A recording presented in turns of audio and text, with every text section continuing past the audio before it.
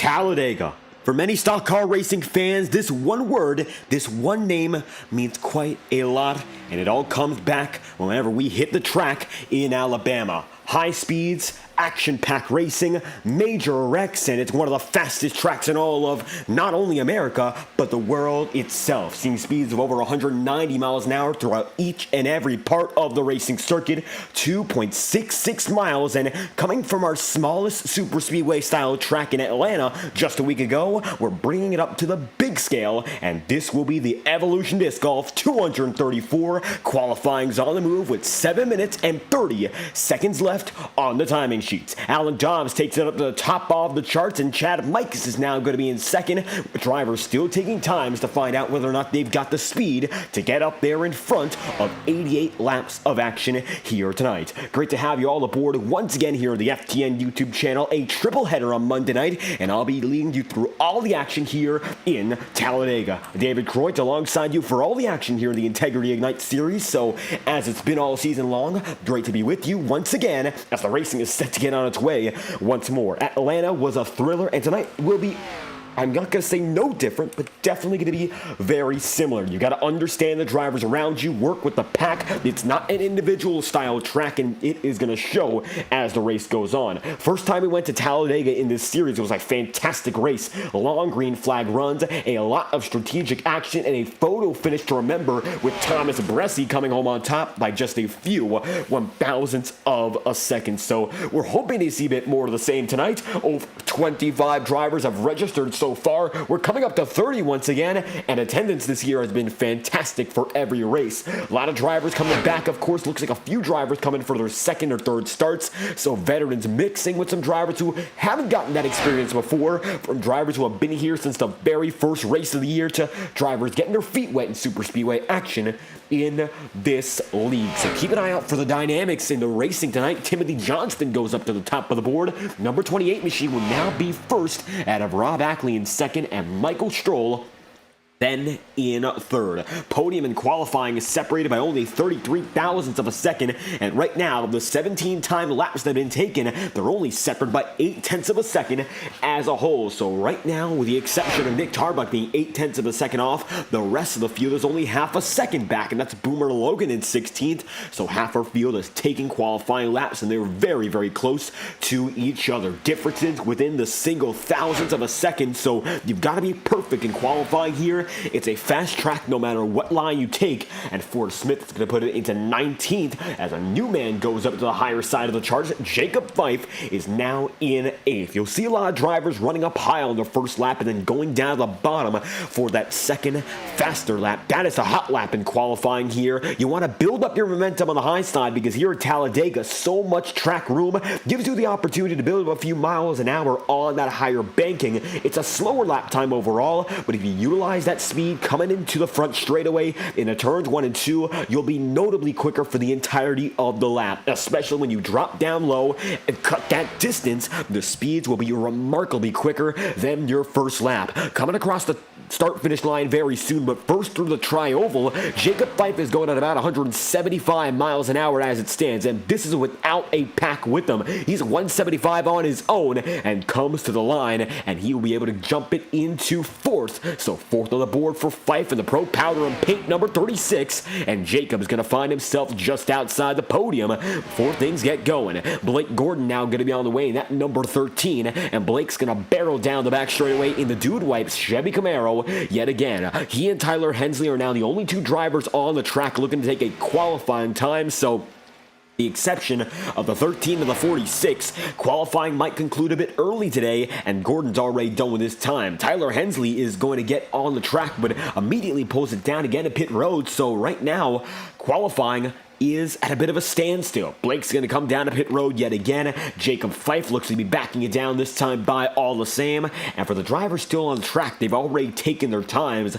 Tyler Hensley, he's on pit road, but still has not set out for a flying lap. Waiting on Cal Filarski, Christopher Matthews, Don Stevenson, Tyler Hensley, Matthew Thunhorst, Cody Griffin, Alec Daffin, Alan Rawell, Casey Shue, and Gael Brooks. And as we mentioned, Daffin, it looks like Alex now going to get on the way in the number 48 machine, winning in the Saturday Night Truck Series at the Pocono Raceway, another very big oval circuit, and Daffin knows what it's like to manage a pack up in front. Pocono doesn't take as much drafting in the traditional sense, but it comes down to the certain drivers who are clearly quicker, and as it was on Saturday night, it was about 5 or 6 who were clearly the best of the field. You got to understand how to defend against them. He was up against a lot of very good drivers, especially in those trucks like Jordan Kuntz, a Road to Pro driver, William Schmidt, and all the like. And these drivers, they have some notoriety for being especially quick when it matters the most. Daffin able to defend upon them, and the Shaw Racing number 48 was a truck on Saturday,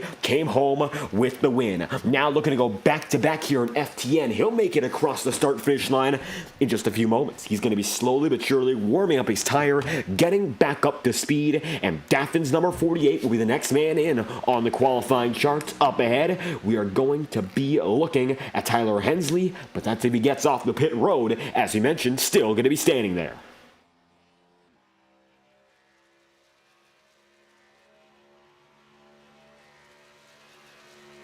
And coming through this time by, it's going to be Alec Daffin. How's about we ride on board with this number 48 machine as he goes through the gears, already up into fourth, and gets on the roll in his Chevy Camaro.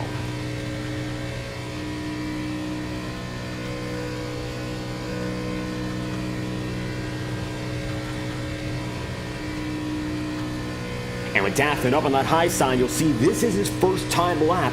He's going to be building up that momentum, not going to be aggressive on this opening lap, knowing that the second will matter that much more. You got to gain that speed and then get down to the bottom. It's usually a drag and drop procedure. You want to drag it out on the high side, then go down low during the second. So it's smooth sailing right now at 177 miles an hour, and Daffin remains on the top here, knowing it's his best chance at getting up to the pole. 48 machine going to stay right there. He's actually going to drive it a little down into the second groove, but stays up top for the most part. Stays high and going to keep it going. Almost getting up to 180 this time through, and drops through the tri-oval. The tri-oval has so much banking, it's feasible to make that move and cut down to the bottom side, and there Daffin will go. Second lap and the flying lap with 50 seconds left on the board, and it looks like Alec, no matter what, will be the final man to take a time with how little is left on the order. 42 seconds left. No other drivers opting to get a qualifying run in, so it's now or never. Can there be a surprise, and will Alec Daffin shock the world and put himself up on the pole position? Let's find out. Going down the back straightaway all alone, nobody else there with them.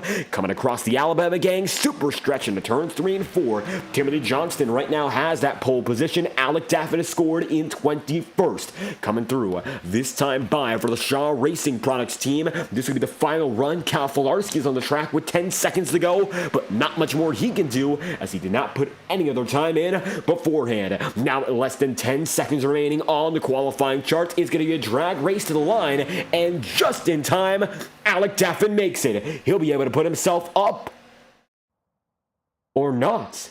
Daffin is going to apparently stay in 21st. He made it across the line, but no other timing change. So that we'll find out as qualifying goes down to the final second.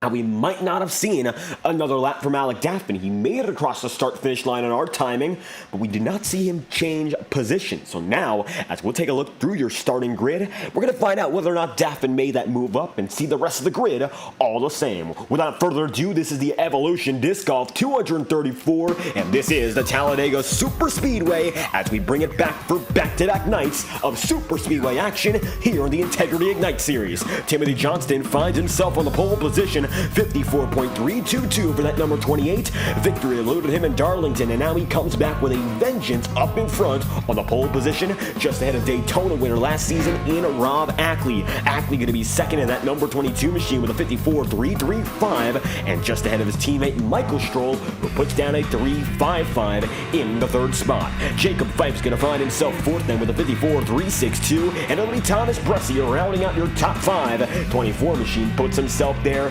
nice and smooth with a 54.379 on the timing chart. Alan Dobbs, position number 6, not too far behind, and a 0.5 has a 34-second lap. Now recalculate to a 54-second lap with 38.5 on the decimals. 3.85 going to be a tie with Anthony DeBarro. DeBarro is going to be 7th there, just behind Dobbs, but it looks like the tiebreaker goes to Allen on his fastest lap. Justin Morton going to be outside of row number 4 in the number 9 machine, 54.39 for Justin, and Sean Carmody going to be inside of row 5 with a 54.391 as Kyle Cooper rounds out the top 10 with a 54.405 and is number 73.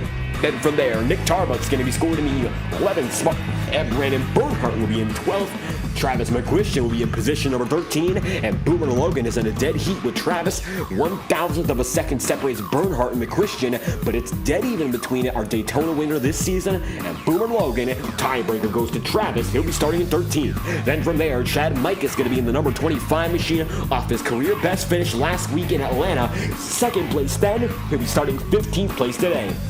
Brian McFerrin finds himself then in 16th, 54.43 for Brian, just ahead of Blake Gordon in 17th, and Forrest Smith 18th, with Jonathan Gierbon 19th, and Andrew Schaub rounding out that top 20. Alec Daffman's second lap did not count. It was a buzzer beater that was a bit too late. He'll start in 21st, just ahead of Matthew Thunwell 22nd, Don Stevenson 23rd, Cody Griffin, and then going to be in 25th, Tyler Hensley 26th, Alan Rowell 27th, Kyle Brooks 28th, and Casey Shue 29th, as it's Christopher Matthews 30th and 31st to Cal Filarski. That will round out your starting grid from Talladega. The Evolution Disc Golf 234 is a packed house, and looks like one driver is going to unregister in that little blip of non-qualifying laps, so that's where there's a bit of confusion. It skips from 23rd then to 25th. So with that in mind, Talladega going to be ready to rumble very soon. Brandon Bernhardt is the fastest driver in our warm-up session, and now going to be pushed by Blake Gordon, vice versa, as they go back and forth, preparing to get those two-car tandems in. Drafting is the most important aspect of this race, and a number 13 machine, he knows that. Luckily, he's got Bernhardt to work with. They've been together all season long, and Sean Carmen there, the number 40 machines, trailing as well. He's going to be starting not in third, but he'll be warm-up position number 3. So good run so far as they're getting their final practice laps in before the racing gets on its way.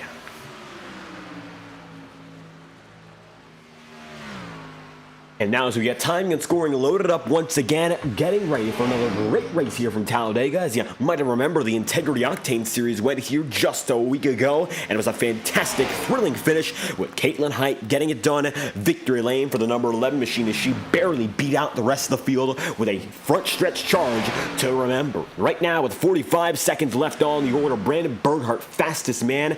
And how's about we take ourselves another virtual track walk before the racing gets on its way. Brandon Bernhardt and company going to be passing by the start-finish line this time through, and as they go by, how's about we get on the way with them? Pit road busy as well, but now let's see what's going on as we take a virtual track walk here in Talladega. 2.66 mile circuit in existence for over 50 years now, and the stands are packed yet again. The weekend of the Geico 500 coming up in the real world this Sunday, and it's going to be a thriller as it's always been. The fastest track in NASCAR with speeds of over 200 miles an hour, the site of the quickest qualifying lap in stock car racing history. Bill Elliott, the man who set that lap, as Brandon Bernhardt looking to emulate him, is the fastest here in warm-up. The intimidating nature of the banking, it is evident as we go through turns 1 and 2, coming up and creeping up really in our camera system. It's unbelievable, the scale of this track, and you can see even the pit road exit, it has its own fair share of banking. You can hit speeds of 160 miles an hour on the way out, so green flag pit stops are going to get especially exciting because drivers will not be limited as much as another track. They'll have the ability to get on the gas as quick as possible and go from there. Now, down the Alabama Gang super stretch, you'll see quite a large scale, even in the straights. One of the biggest straightaways in all of stock car racing itself, about a mile in length and then some.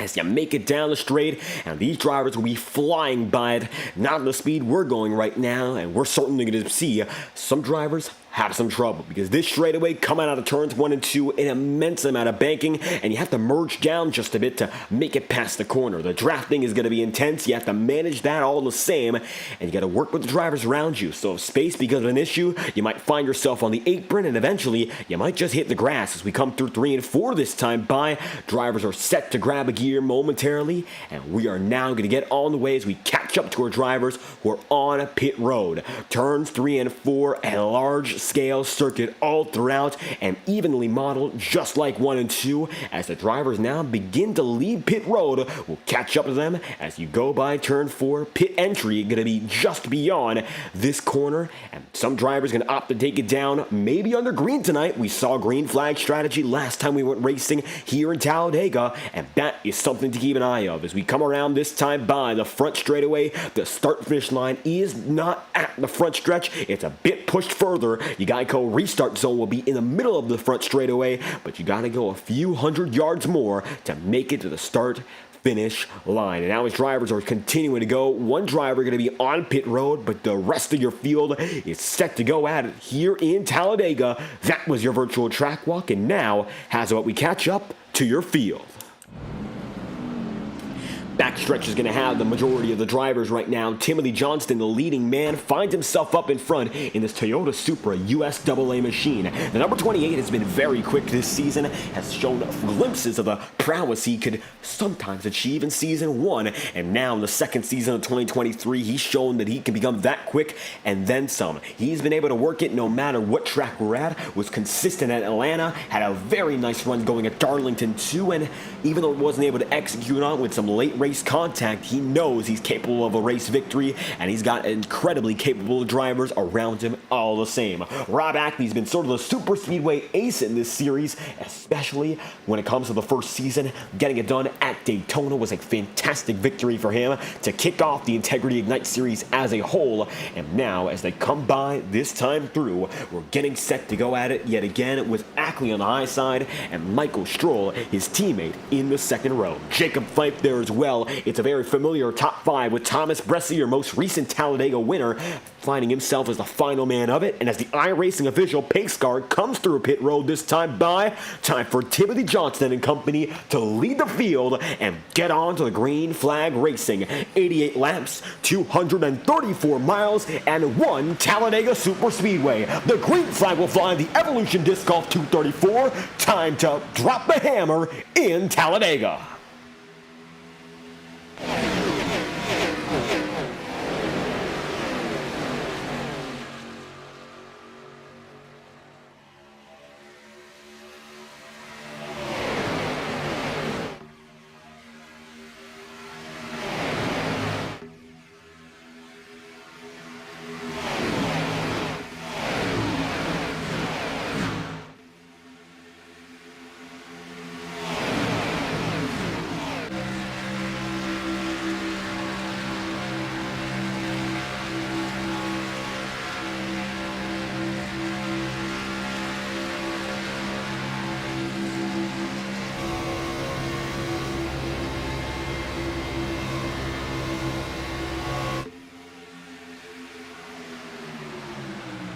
As the field goes by the start-finish line, it will be Rob Ackley leading the way, but it looks like Alan Dobbs surges high, and the high side's going to come into its own. Top side, it's going to be Dobbs, then bottom side is Rob Ackley. That's the way it's going to be so far. Timothy Johnston shuffles back into 6th, though not the best start for him. The rest of the field going to try to take those spots and make what they can of it. Down the back straightaway all over again. The Alabama gang super stretch sees Alan Dobbs out in front, Rob Ackley way low, and it's going to be double file for the most part here with drivers trying to get into grips with the remainder of the event in mind. Christopher Matthews going to be 4 laps down on pit road, so he was able to get onto the circuit here, but it looks like he will no longer be with us in this event. As it stands, he reconnected, so having some trouble, and it looks like now he'll be on the way momentarily. Keep an eye out for Christopher Matthews as the night goes on. The number 92 machine starting late off the pace, and Travis McQuistion, your Daytona winner, finds himself now alone as well. He's going to be going through the front stretch, and it looks like he's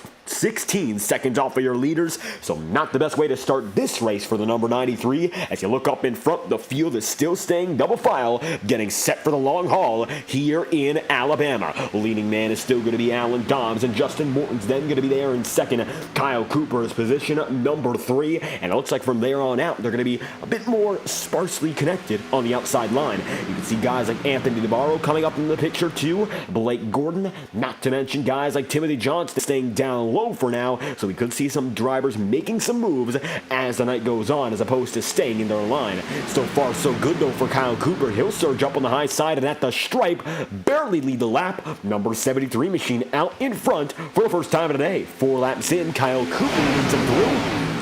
Now Kyle's got himself a shot up at the front of the field. Nice to see for Cooper as he gets it on the way. 4 laps in of 88 so far, and it looks like it's been nice and smooth to this point. Drivers understanding what they got to do about this race. It's very similar to the way they have to drive it compared to when we did it last season. These first few laps, honestly, the first 40-some are not as important as the rest of the going. These drivers are very, very well versed in long runs. They've had quite a few already this season, and they understand that if you want to make it to the checkered flag in one piece, you can not risk it so early. It simply is not the right thing to do, especially when it comes down to the stakes of the season, not only in terms of the playoffs and the clash this season, but the overall full-year championship and the next level racing prize that will go to the driver who eventually comes through as its title winner. Next level racing for the full-year title are bringing a sim rig as the grand prize, so drivers know that they will hold on for at least half of this night and get some extra points in, run some laps, maybe lead some all the same. You do not want to be an early disconnection because no faster pairs in this league, and that's the way it always is. If you don't want to keep yourself out of trouble, well, you could be aggressive, but I don't think there's a reason to be risky to this point. Brandon Bernhardt's now out in the front with his teammate and Blake Gordon working together. Now the teammates trying to form up, get to working with each other over. You'll see Rob Ackley's going to be on the bottom side. Michael Stroll was with them there, but it looks like now Michael's going to fade back just a bit further. Number 38 machine going to be out of sight. He's going to fade back now to 27th, deciding to log some laps away from the limelight. He'll be away for the majority of the pack, choosing instead to wait his time through and through. Lap after lap, getting him logged in. Doesn't have to worry about making passes. He can go for him if he needs them. And now goes up to the high side on Gael Brooks, looking for the high side on the Alabama Gang super stretch. Coming through yet again, double file. You'll see Nick Tarbuck, Sean Carmody, and Cal Folarski. And this is one of those races that gives drivers the opportunity to run up in front, even if they haven't had many shots to this season. Now, Blake Gordon, he was incredibly quick at North Wilkesboro, just wasn't able to seal the deal. Anthony DeBarro is already one of the best drivers this season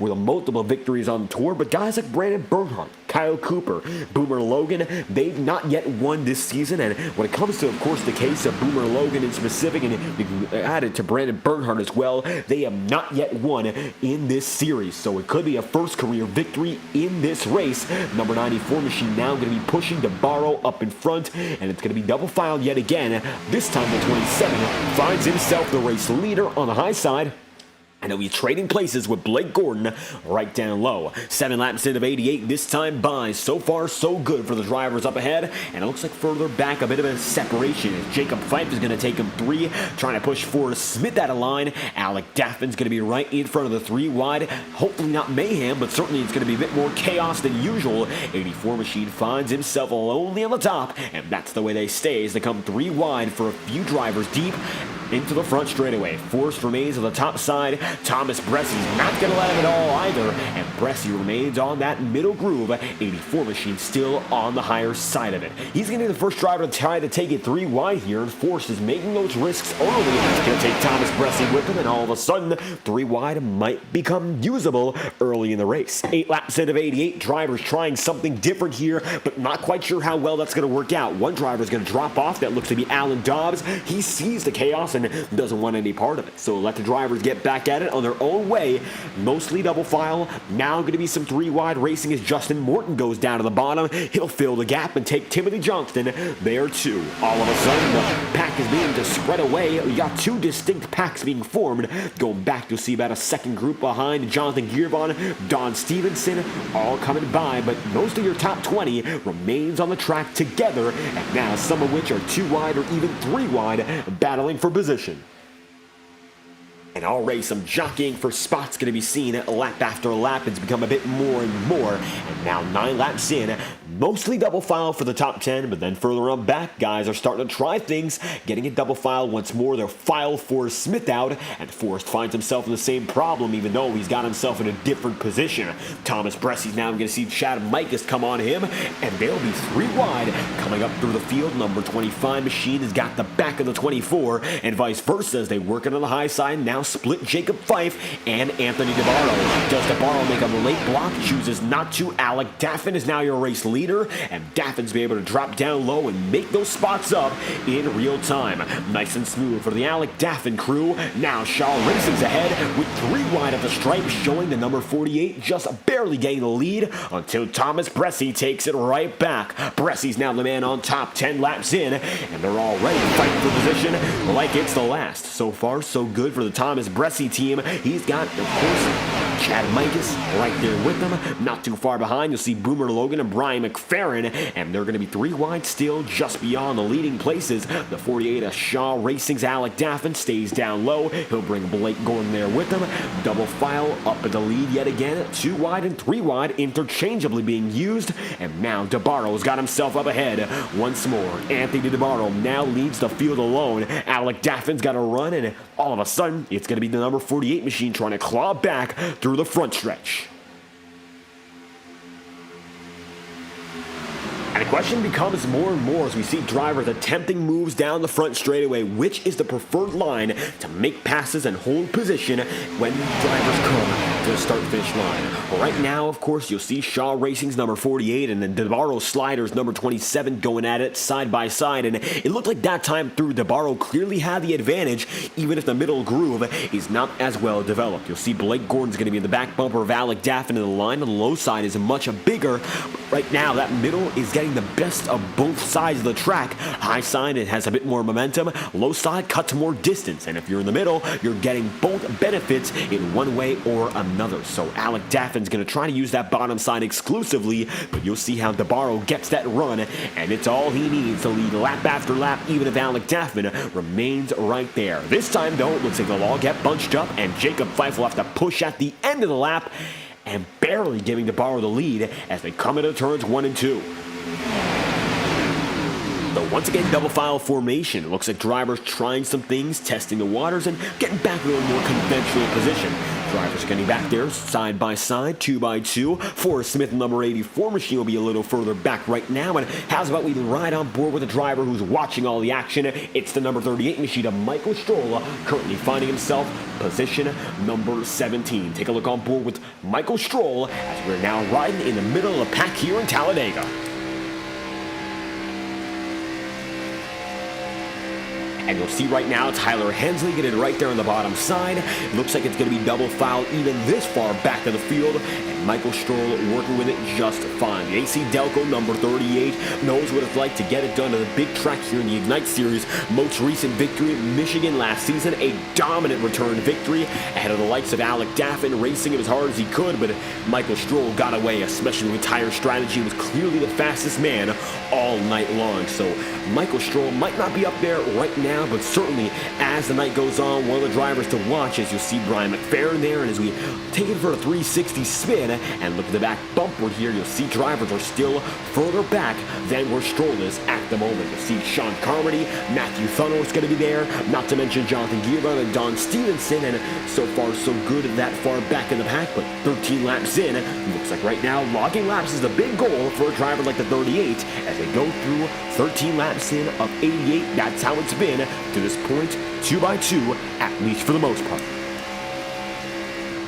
As we bring you back up in front, Anthony DeBarro going to be still fighting side by side with Alec Daffin, 1-2, and Jacob Fife now going to be position number 3, making up your podium to this point, 14 in of 88. Jacob Fife going to be now side by side with Blake Gordon. Then you're going to see Brandon Bernhardt and Rob Ackley, and that's the way they've gone to this point as they come across the back straightaway. yet again. Looking for a bit of a higher perspective, you're going to see how close some drivers choose to be as opposed to others who give some more distance. If you're going to be that close, you got to understand how to push and how to take a push. And right now, if you're leading or if you're the driver just behind, that's the most important part of this dynamic. The top two drivers in any line, they're usually the ones who dictate the pace. If you don't know how to take a push, or if you don't know how to push at all, they're going to send your line backward, and they're going to feel the effects all throughout the race. You do not want to be up there if you don't have experience pushing or if you don't have experience holding the wheel straight.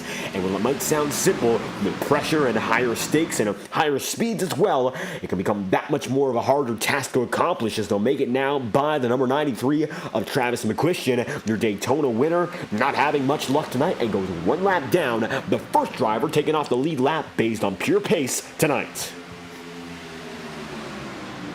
The one driver struggling big, that's going to be Travis McQuistion, going way down low. Number 93 machine now finds himself far outside of even the top 25. He'll be scored currently in 29th, and of the 30 drivers who registered, he is going to be in the penultimate position in terms of being second to last. Christopher Matthews disconnected once again, so it looks like his attempt at getting back on the track is not going to be, of course, a fruitful endeavor. Doesn't get much out of it, disconnects yet again, and now going to find himself 30th and last on the day. Alec Daffin remains down low, and the leading man is going to be Anthony DeBarro. 1-2 side by side, and from there on out, it's going to be second place held by DeBarro, third place Blake Gordon, Jacob Fife is in fourth, and to round out the top five, you're then going to see Rob Athlete. Brandon Bernhardt is sixth, and it's going to be then Kyle Cooper seventh, with Thomas Bressi scored eighth, Kyle Cooper ninth, and some big changes. Now it's going to be Bressi back to 10th as three wide's going to be seen yet again. Chad Mikas takes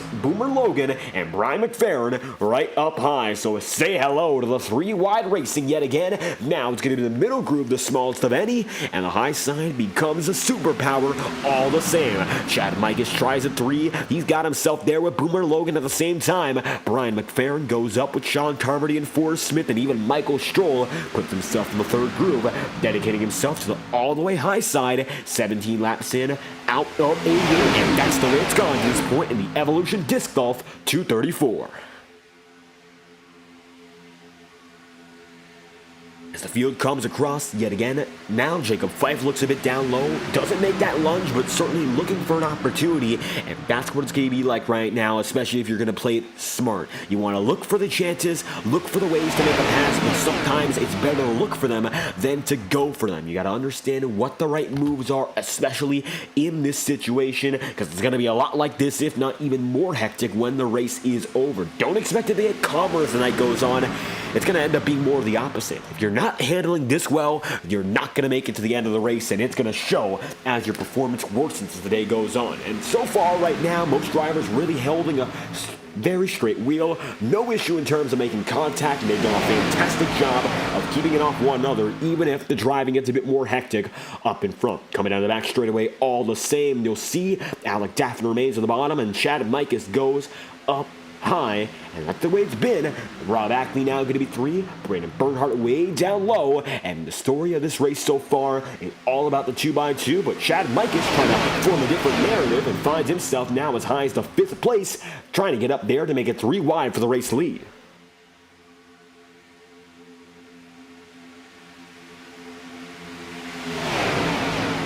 So far, so good. Pit strategy might come into play the way things are going, and we're expecting to see pit stops, if we stay green, at about the 25-30 marker. So at the estimate to this point, not expecting drivers to have the ability to go all the way on this tool set. Looking at our information for the race today, fuel will be a part of this event. Only 3 tire sets as well to work with, so track conditions, they're ever changing. A track temperature now of 113 degrees Fahrenheit, a huge difference from when this race began, and absolutely going to be a warm track all night long. Slick conditions, tires are going to warm up, and they're going to react accordingly, so don't expect it to be easy as the race goes on. These tires, they might just wear more than anticipated, and usually at a track like Talladega or Daytona now, even though these tires get so warm, it doesn't really affect them as much because the power is admittedly sort of restricted in modern plate racing. We call it restrictor plate racing for a reason. At one point it was unrestricted and tires played a much bigger factor, but now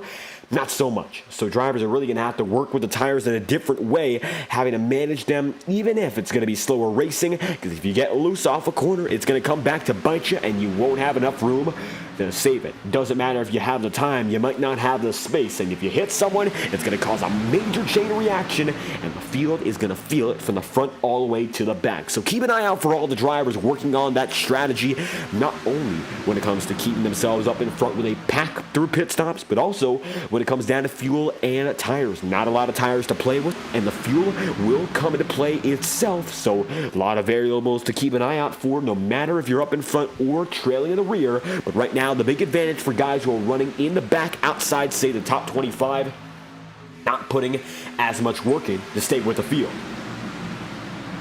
If you're a leading driver right now, and going back to that point, if you're up there pushing as hard as you can, 100% going for the race lead, you're absolutely using much more equipment, and it's going to be nothing that you can do about it. If you stay up there, absolutely that's the case. You're losing more equipment, wearing out the tires, using more fuel, and it comes back to not necessarily hurt you, but it's certainly going to come back in your pit stops. You might have to come in a bit earlier, might have to be a bit more conservative on another stint. Right now, drivers back in the field, we're looking at Cody Griffin in particular. He doesn't have to worry about that as much. He's out there in the back of the pack, number 3 machine, holding his own, and keeps the draft.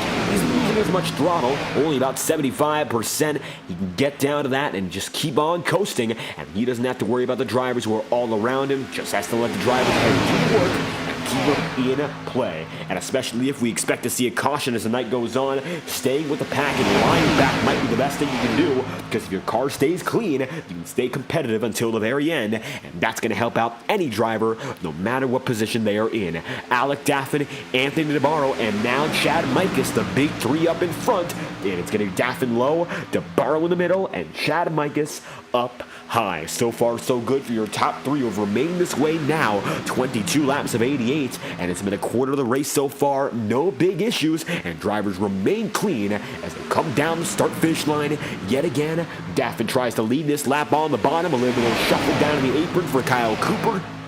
And at the line, once more, it looks like it's going to go to Anthony DeBarro, and that middle groove being the preferred way to get around the track. So nothing else coming from the drivers like Daffin and Mikus. They're happy to be up there on the front row of this field, so you don't have to really be fighting there to lead a lap. If you led a lap to this point, get that bonus point in, but it doesn't mean all too much to chase after the most laps led. If you get those laps, it's a fantastic thing, that's for sure, but nothing to really fuss about as the night goes on. You cannot rely on having those laps led bonus points when you can finish well. If you're really risking it all to lead the most laps and not win, doesn't really make sense. So thinking about it from the long perspective, the race is going to play out for much longer than this.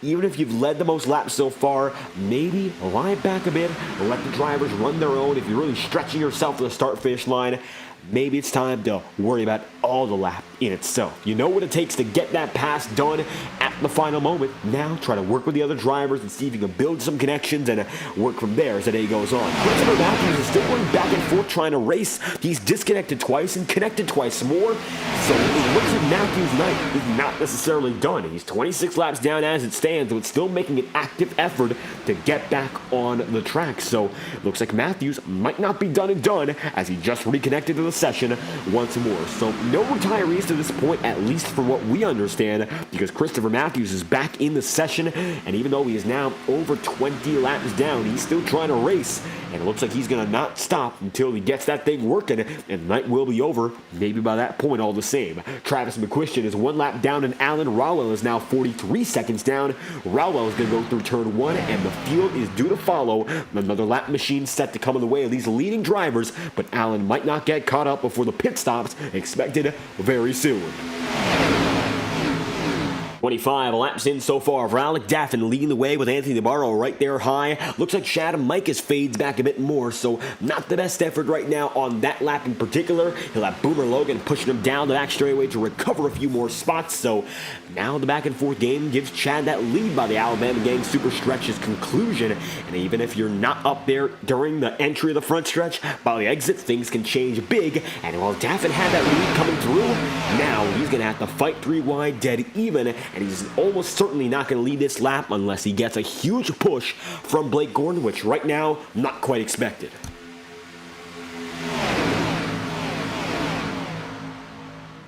And the dynamic of these three grooves continues to come into play. Green flag remains out. 26 consecutive laps of full-on racing. And that's the way it's gone to this point so far tonight in Talladega. Now, if you're watching live on FTN, 3 separate broadcasts going on at once. It's the Schumacher Racing League, and they're at Michigan right now for the Motor City 200. Then from there, there's the FORL Truck Series on at Watkins Glen. It's the I Love New York 88 there in Schuyler County. And right now, you're taking it down to Talladega here with the team on FTN. It's the Ignite Series, and so far, all green as Chad Mikus drops alone to the lead. 3 wide out in front. He's going to leave Boomer Logan to dry and get a taste up in front at Daffin and DeBarro. He stays there, and it looks like he will not move as the 48 gets up to him. And Chad Mikus is now your new race leader and has a new group to work with.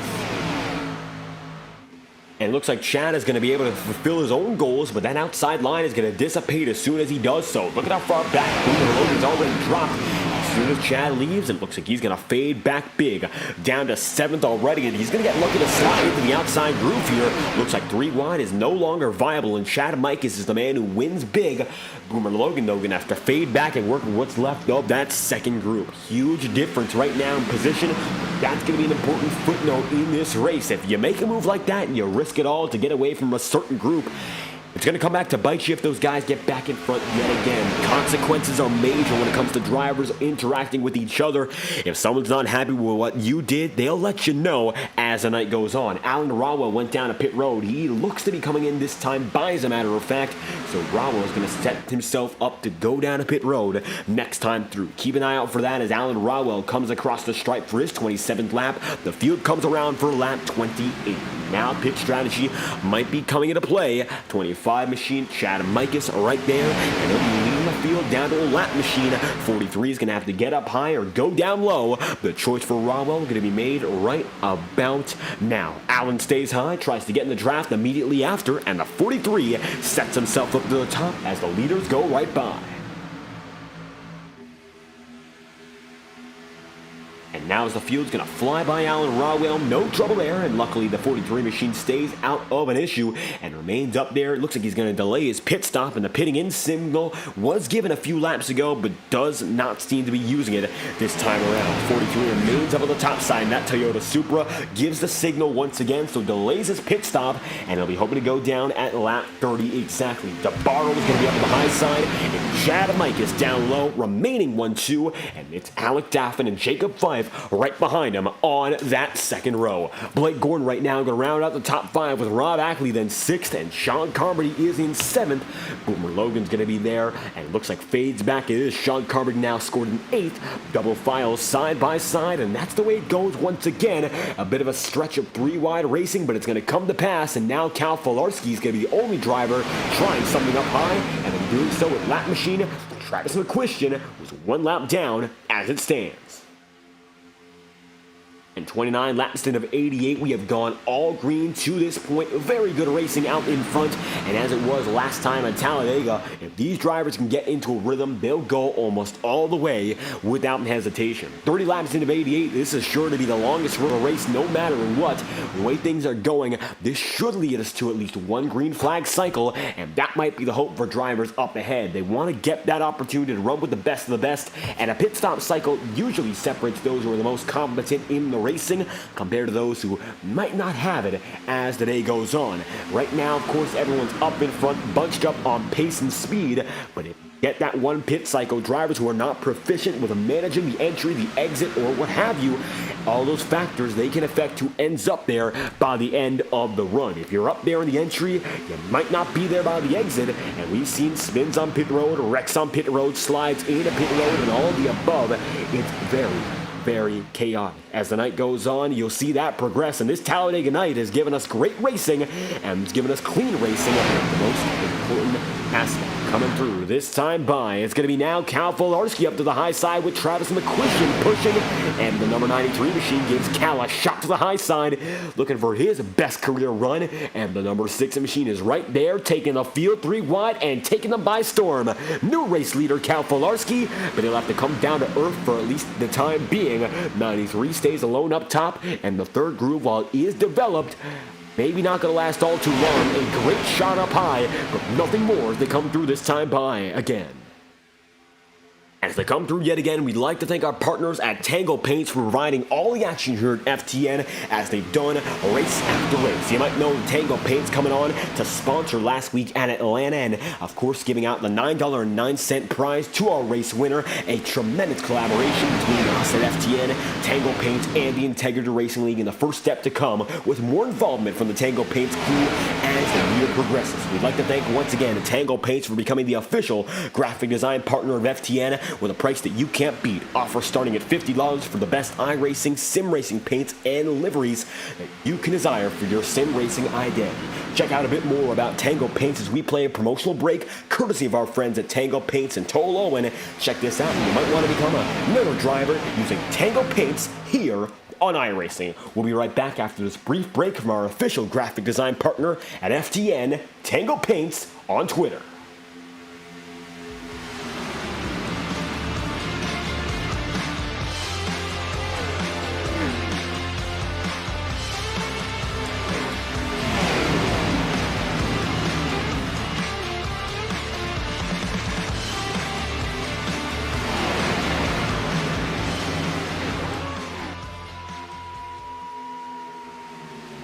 And coming through yet again, 33 laps in of 88. It looks like it was a huge move for Cal Volarski, but he's going to have to send himself a bit further back. He tries something, gets that lead for a brief moment, and now finds himself back in 18th after a huge move. We come back from our Tango Paints promotional break to get to the rest of the racing, and we anticipate our first pit stop of the night very, very soon. So far, drivers have not come in for a competitive stop. Travis McQuistion went in for one early in the race. Alan Rawa, while signaling for pit road several times over, has chosen not to come in. So 33 laps in of 88, that's the way it stayed as they'll come around the stripe yet again. Inside line, outside line are both formed up, but right now Thomas Bressi finds himself the final man on the inside before things get to be very single file. You see so far back drivers remain on the bottom side, not pushing at all, not choosing to risk anything right now. They'll remain with the leaders, but not going to be going for even any position. Single file for the most part, and Thomas Bressi brings back his battle camera system, so as we take a look at it, he'll be showing you the inside of the cockpit perspective here in Talladega. High speeds and quite a lot of aggression, and the field, they're all going to be lined up around him, using his virtual reality headset to show you what's going on inside the cockpit. And I'll tell you this much, it is huge to have this perspective, because it's almost as if you're inside that Chevy Camaro right now. And for Thomas Bressi, he's got that view, and it's quite the exciting one to have. He got it done at Darlington, his second win of the season, his first came at Watkins Glen, and coming out tonight, he is your defending winner here at Talladega in the Ignite Series. So he knows what it takes to get it done and win here at this track. It's a very tough one to master when it comes down to working with drivers, getting those lines set up correctly. But when it comes down to those final few laps, everyone tries to make it happen. It's no holding back by that point, so you got to risk it all. Put it all on the line, or you just choose to let it slip away from you. Bressi chose to take that opportunity and risks be damned. He got it done. Finds himself the defending winner at Talladega heading into tonight. You'll see his perspective there in the bottom right of the screen as drivers do come down to pit road. First group is coming in, and they come through very, very quick. Jonathan Gear on Michael Stroll going to bring it in with Chad Mikas leading the pair, and you can see Boomer Logan's there, Nick Tarbuck as well. First group down and in, and just like that, competitive pit stops coming the way. 36 laps in of 88. Guys up in front mixed with the back of the field, and already drivers coming through, and we are now seeing our first pit run of the day. They're coming in at lap 36 of 88, so estimates showing one more pit stop is expected no matter what. And just like that, the Barrow is now going to be the leader ahead of Rob Ackley, Alec Daffin, and Jacob Fife. So now, the pack a bit less clustered, and they're still going to be there, that's for certain, but not as aggressive. The drivers will be on the pedal. This time by Jacob Fife going to come down in with Rob Ackley, Anthony DeBarro, and they're coming down like a rocket. 3 drivers are in, not a big pack at all, but it looks like the 27 takes Rob Ackley's advice and comes in at the same time. Another group comes through, a smaller group this time by. It's Daffin, your leader, and Brian McFerrin then in second with Forrest Smith, position number 3. And just like that, it's going to be top 3 different faces up in front. While Daffin's been there for most of the race, now drivers who did not have a chance earlier are getting that opportunity to drive up in front and fight at the front of the field. Halfway down very soon. These drivers have kept it clean so far. The question is, what can they do for the rest of the way? Another pit stop expected. First two groups have gotten in without any issue at all. And now as we come around for what would be the third group, Cal Filarski dedicates himself to pit road early. Does the rest of the field come in this time by? It looks like this time around that they will not. Daffin's going to remain out in front, and he chooses not to come into pit road. Another group is in already, though. Jacob Fife, Rob Ackley on the way. Now you'll see, of course, Travis McQuiston one lap down, but Jonathan Gearvon, who finds himself now 50 seconds off, he's going to try to get back with the lead group, get that draft, and go from there. You'll see Michael Stroll, Nick Tarbuck, Boomer Logan, all there together. Huge separation so far, and this is what it's like.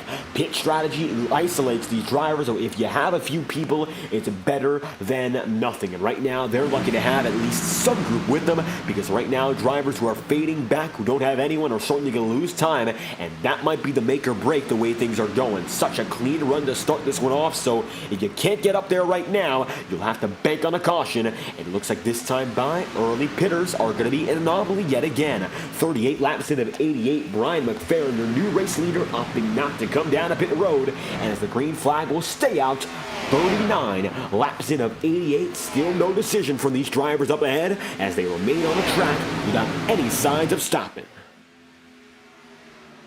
And all of a sudden, pit strategy going to be divided into two major groups. The guys who come in before the halfway point and the guys who come in after the halfway point. These drivers, they look to be staying up in front just to hold out until the lap 44 marker. Halfway down, halfway to go. If you can spend that first half on the track without having to manage anything else, that would be fantastic. Makes your pit strategy that much easier. And for drivers right now, they know if you're still on the circuit, it is an advantage when it comes down to later in the race. Maybe you can push it on the second stint a bit harder, but at the same time, maybe it's best to get that out of the way right now and have to worry about less as the race ends. Fuel strategy can cost a driver a race, especially at Talladega when you're using so much fuel each and every lap, going at speeds of over 185 miles an hour. Why would you want to make another factor of this race that much harder to manage? Don't want to worry about anything when it comes to 5 laps to go. If you're not pushing 100%, you're going to notice it's going to come back to make your run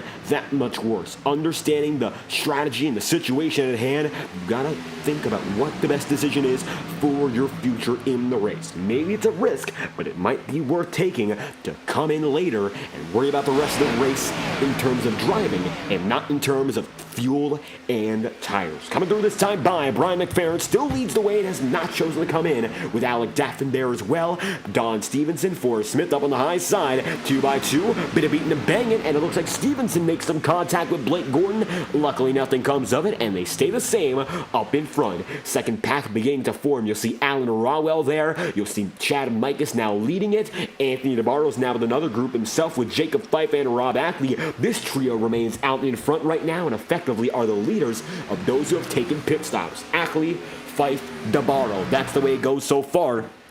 Then, second pack is going to show you Boomer Logan with Chad Mikas, Michael Stroll, then Nick Tarbuck, and then it's going to be Travis McQuiston. So with that in mind, it's been the number 93 machine of Travis McQuiston working down low. He's a lap machine with the leaders, and he needs to caution himself no matter what. Coming down to the stripe this time by, the field remains single file and does not opt to go to pit road this time around. So it looks like drivers are still choosing to stay out on the track, dedicating themselves to a 44-44 split, and that's the way strategy will roll as we're coming even closer to that halfway break in mind. Not a break in terms of racing or a yellow flag, but a bit of a break for these guys to get down to pit road and readjust their thoughts. If they're all going to make it to 44 and then forward onward, they gotta understand what the rest of the plan is for the race. If you're out here aimlessly going, there's a lot of the race ahead of you. Maybe there's a little justification to not have a plan, but when it comes down to those final laps, you got to know what the idea is to move on, because if you don't have a plan, it's going to be that much harder to make moves and make the most critical decisions when they matter the most. Jonathan Gearvon now one lap down. He's with your leaders, but they're all going to start coming down to pit road. Forrest Smith down to pit road this time by. 84 machine locks it up a bit, but makes it clean.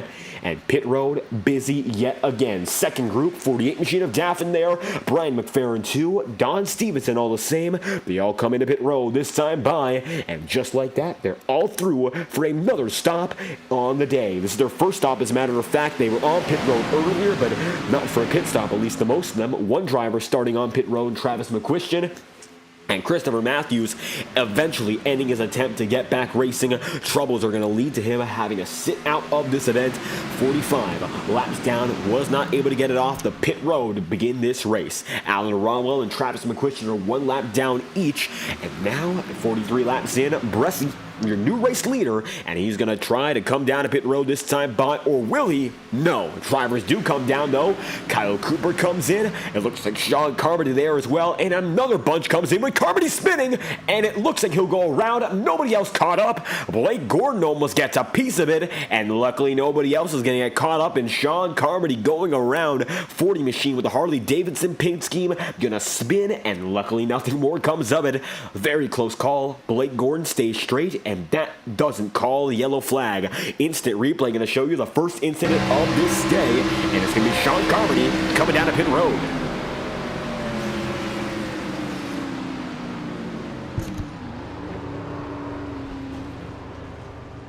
And as you can see, very hot on the way in. That's what causes the number 40 to go around sliding. Luckily doesn't go for a full 360, but loses some time all the same. Bringing it back to the live feed right now, Sean Carmody is still on pit road. Justin Morton leads the way and brings the rest of the field down and in. And this will be the final set of drivers coming in for their first stop. Halfway down and halfway to go indeed. And the rest of the leaders are in this time by. Justin Morton, Timothy Johnston, Alan Dobbs, all coming through. And with the first 44 laps on the way, no cautions, everyone comes down for their green flag pit stop, and the final bunch does indeed stretch it to lap number 44. Now you'll see Jacob Fife and Rob Ackley first and second of those who have not come down to pit road. In this cycle, they came down earlier, so the early birds are going to now take the first and second positions. Front row of the pack will be theirs if Dobbs and the rest of the field cannot lead them through. Sean Carmody with a penalty, he'll be way off the fields and their pace, and now as the leaders come by, the race will be between Alan Dobbs and Jacob Fife. Up in front, leading pack is coming by, and they're going to be coming through clearly. New race leader, Fife and Ackley, they'll be up in front, taking the field by storm, and now 44 laps remain for the drivers who have taken it caution-free so far. That's the way it's gone to this point. So it looks like a big run for the driver of the number 36 machine. Just like that, it's going to be Fife, Ackley, DeBarro, and Mikus all holding out on their chances at getting this win. Great strategy call, the undercut at that rate, and it looks like the overcut running out longer might have not been the move, at least for now. The question is, can the drivers who chose to stay out longer sort of make it happen, of course? You can see right now, guys who are out there longer, fading back a bit more. Alan Dobbs down to 12th, and while they're still in connection with those leaders, it's going to be troublesome if they cannot get up in front very soon. You do not want to lose the track. It's possible. It might not happen in this situation, of course, with how bunched up the main field is. They're all going to be such a stronger force to pull back to, but if you don't end up getting that run and charging back up ASAP, you're going to feel it that much more. Coming down the back straightaway all over the same, it's going to be Jacob Fife and Rob Ackley first and second. DeBarro is going to be right there with Chad Mikus, and it looks like Mikus is going for back-to-back podiums, and after the first of his career last week, this number 25 machine running very well at a super speedway style track, looking to do it once again. Owner of Big Evil Designs and Chad Mikus, who got a second place finish in Atlanta, backing up his teammate at the end of the day in Michael Stroll, and the number 38 machine and the number 25 both running for domination Intimidation Racing. They were not the dominators of that race, but the seats parted at the very end, and they came by a last lap wreck for the ages. The 38 was eventually the winner. Chad Mikus was the man who came home in second, and just like that, the team got it done for the first time since last season. And now with, of course, Chad Mikus there inside the top 5, back and forth with Nick Tarbuck, he knows there's a chance for him to come out as the race winner as opposed to his teammates, and with all that experience from last week in mind, he knows there's still a shot with 42 laps to go. The laps are still winding down here in Talladega. Most of the field still has a fair shot to get it done. Of the 30 drivers who registered for this race, 29 are still driving as as it stands. Drivers have gotten through their first pit stop cycle of the day, and the Evolution Disc Golf 234 has so far gone with no major issues. One spin, one driver not able to get inside the cockpit, but otherwise not anything else going on of note. Been great racing, that's for sure, but no major issues as we come across now for lap number 48 of 88. Great to have you all aboard here on FDN 83, Broadcast Night, the FORL Truck Series, the Schumacher Racing League, and here, the Integrity Ignite Series. I'm leading you through all the action here in these Xfinity Series machines. David Kreutz producing and commentating this event, and it's been a thriller once again at Talladega. Jacob Fife, he was there last week in the Octane Series, racing for a championship there. The playoffs are in session for the full season format, and he's had a great season. 3 wins on the tour so far, and tonight he's looking to break the winless streak in the Ignite Series for his campaign. Has not yet gotten it done this year. He's still winless, although he has been running very, very strong. Fife seems to be a bit better with those next gens as opposed to the Xfinity machinery, but here it's a great equalizer.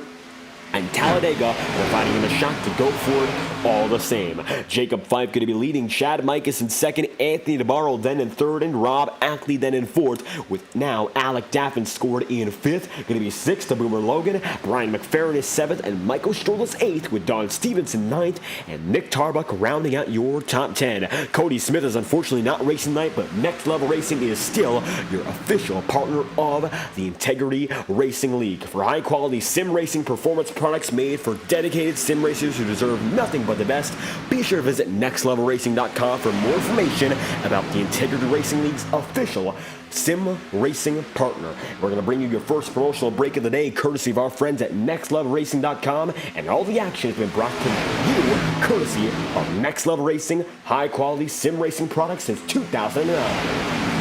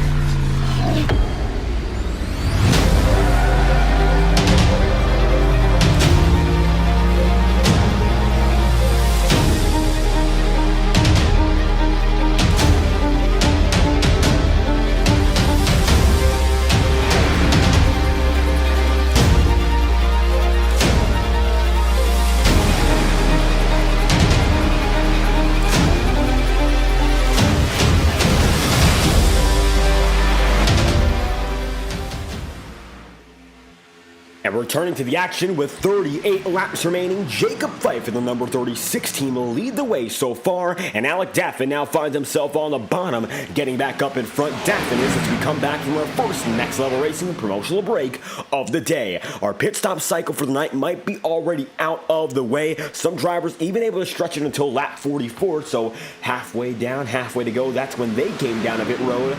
Pit strategy almost entirely out of play already in this race. So drivers now getting to grips with the final run, knowing how important this will be. It would be now or never if you want to make those moves to get with the pack, then go from there to end up with race-winning momentum. Now you got to find those drivers to work with. If you don't have teammates, there's still many drivers available, and that's the way you got to think about it. Even if the opportunities are not immediately present, they'll come as the day goes on. And so far, Alec Daffin, even though he has not had any teammates in this league, he's been able to make it up there no matter what. But Jacob Fife now sees some help as Travis McQuistion pushes down the middle, and the number 93 machine finds himself once again with their leading drivers, making himself known yet again. He pushed Cal Filarski up the race lead just about 15 laps ago, made a tremendous run down the back straightaway. Even though it was only able to last for about a straightaway's length, Cal Filarski grabbed that lead and was eventually able to come through and find himself up on top.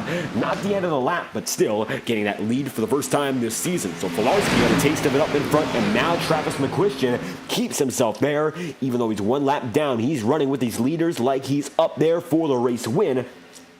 Looks like right now he'd need a yellow flag to sort of go back-to-back in these super speedway tracks. Atlanta drives like a super speedway, but only 1.5 miles in distance. Daytona, 2.5 miles. Here at Talladega, 2 2/3. It's the biggest of those three, and it's given us some grand scale racing with a bit of a beating and banging from Alec Daffin and Brian McFerrin. That's the first time those two have made contact all race long, so not much to worry about as we see that yet again. Front stretch has been wide open all night long. 5 racing grooves, and then there's the apron, so really room has not been an issue as the day has gone on.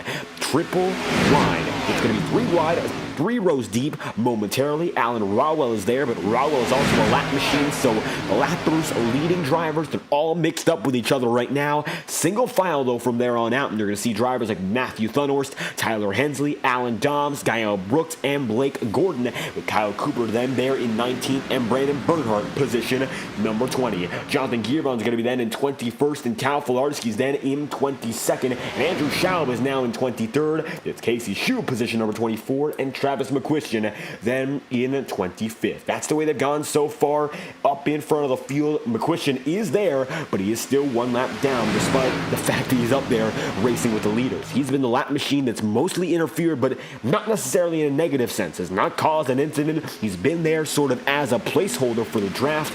Drivers have been able to use him to their advantage. If they want to make a run, he could be there to help them, and that's the reason Jacob Fife is currently up in front alone at the head of the field.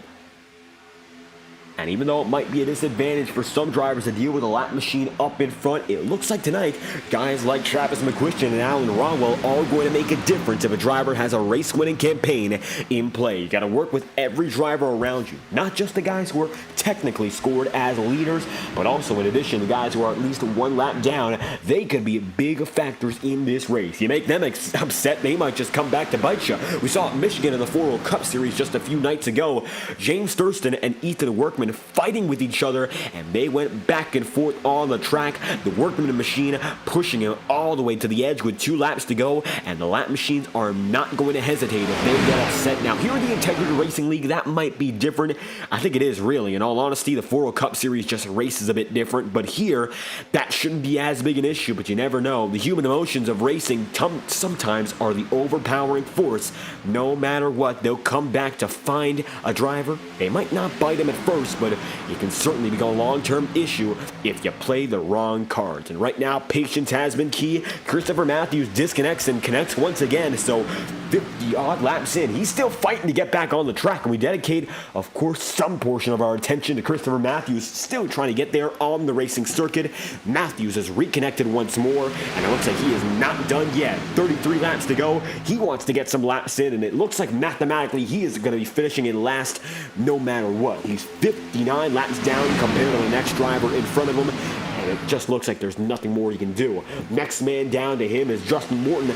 Morton, 29, is only 1 lap down, so that puts it in perspective how much difference there is between guys who are up in front and Christopher Matthews. He reconnects again, but that's a very small story as Jacob Fife is up there battling for the lead with guys like Daffin, McFerrin, Anthony DeBarro, Don Stevenson, and all the above as they make it through another quarter successfully. And the consistency of these drivers making it through lap after lap has been fantastic. Of course, nobody really working each other over. It has been very calm, collected, and that's the sort of racing we don't often see here at these plate tracks. If drivers can sort of push each other with the right amount of effort, put that sort of right foot in motion. Don't want to give these drivers, of course, too much aggression to work with, because if it's right now 31 laps to go and drivers are pushing each other like hell, it's going to cause some issues. Tempers are going to flare, cautions are going to be coming out non-stop, and tonight has been quite the clean race. 58 laps into 88, we have not yet gotten a yellow flag, and that is much better than Atlanta, much better than the Octane Series, which had a much smaller card count. They had several cautions on the day, and even though their race was longer, coming in at 94 laps, those cautions did not magically come in within the final 6 or so that ended up making that race go over the triple digits with multiple overtimes in succession. 31 laps to go. This time by, it's going to be the Evolution Disc Golf 234 being led by Alec Daffin. Daffin takes him through once more, and Alec makes it to the start-finish line. Your leader, once again, looking to go back-to-back on FTN. Daffin winning at Pocono Raceway on Saturday night. got it done there in the SNT League, Saturday Night Truck Series, and they had a fantastic race here in the Integrity Racing League. He's looking to go for victory once again. Now Brian McFerrin has barely scored as their leader, with Alec Daffin then second, Anthony DeBarro then in third, and Jacob Fife now fading back into fourth. It's going to be Don Stevenson fifth, Chad Micah sixth, Rob Ackley seventh, and Boomer Logan eighth, with Michael Stroll position number 9, and the final man inside the top 10, it is Nick Tarbuck. With 30 laps remaining on the board, Next Level Racing provides high-quality sim racing performance products that take your sim racing game to the next level. Doesn't matter what sim you race, what racing discipline you're focused on, if you want to up your game, take it to that next level of performance, Next Level Racing is there for you. Since 2009, the highest quality sim racing products for dedicated sim racers who deserve nothing but the best. Visit nextlevelracing.com for more information about the official partner of the Integrity Racing League, who are providing our grand prize for the Octane Series season in 2023. $2,000 sim rig in value going to the season champion, not only in the Octane Series, but here in the overall yearly championship in the Ignite Series. Alec Daffin wants to put himself in championship contention, leading the way for a brief moment with 29 laps left. We'll be right back after our second promotional break of the day, courtesy of our friends at nextlevelracing.com.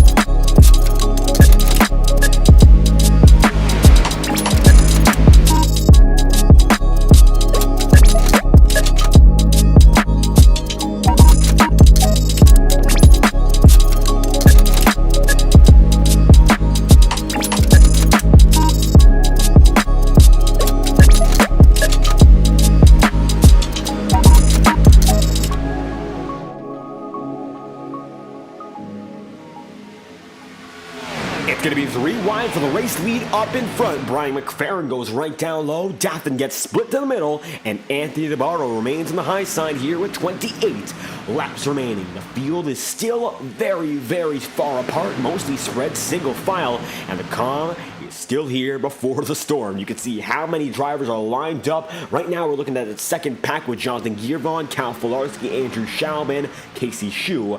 But up in front, single file waiting to make that move. 27 laps to go. We've gone 62 laps caution-free tonight in the Evolution Disc Golf 234, and the calm racing has been fantastic to watch. But you know what's going to get dicey? You know these drivers are going to be pushing to wit's end when it gets to the later points, and some drivers are running on a bit of a different pit strategy. You see Anthony DeBarro, he has been on his for 26 laps. DeBarro's there with a 26-lap old set.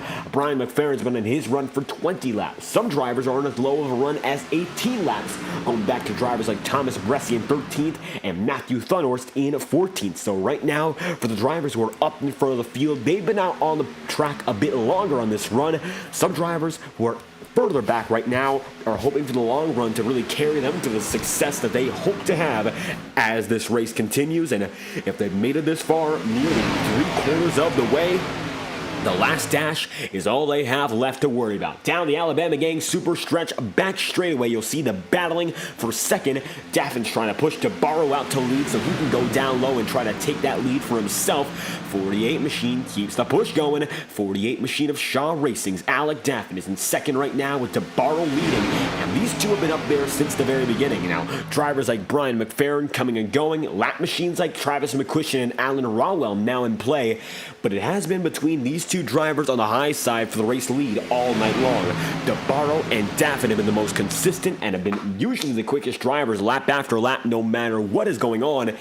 And with 25 laps to go, that still remains the same, so I don't expect these two drivers to fade out of the picture as the racing continues.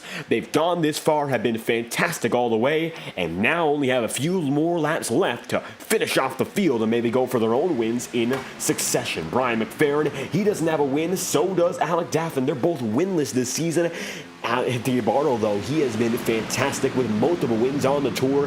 He wants to get it done yet again, and now looking for his shot at victory number 3. The most dominant man this season before his 1-week suspension, came back in Atlanta, was dominant again, then lost in a last lap wreck, and now he returns to the field as a leader once more. Things have just fallen in place for DeBarro this season, and it looks like it might be his chance to get a championship out of this one. And after getting that win out the way in Charlotte last season, his very first of the year, he came back with a new mentality and a much different style of racing. He was able to make it to the finish, which was his biggest Achilles heel last season. Just could not make it to the end. A very quick driver, no matter what, had multiple incidents very early in races that set him back in the field.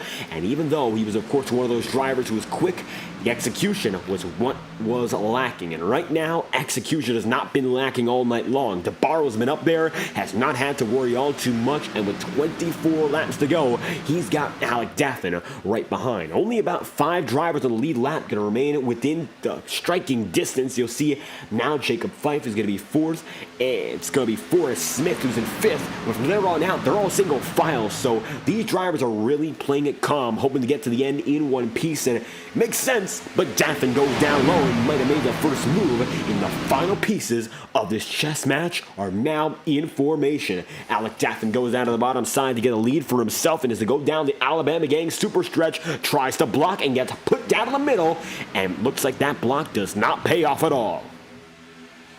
And with 23 laps remaining, we'll be bringing it down to only a total of 22 laps to go here on FTN. TrackCams22.com provide the highest quality tracks and cars. When it comes to their camera packages, that's the place to go. Tracks, cars, you name it, they have it. Over 100 combinations of content that you can purchase from their website at TrackCams22.com or Facebook.com/TrackCams. Uninterrupted on FTN, let's crank it up with 22 laps to go, courtesy of our friends at TrackCams22.com.